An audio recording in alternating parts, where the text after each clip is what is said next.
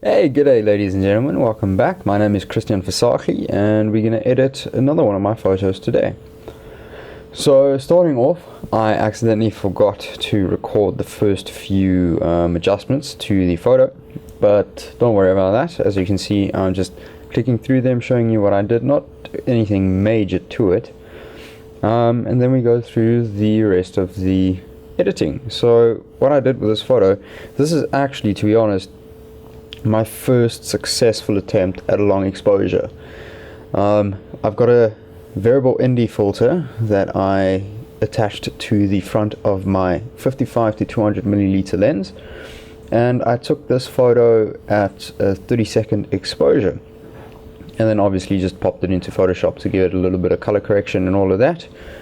And yeah, this photo was taken on Clifton Beach, facing the, what side is that? Facing Camps Bay side.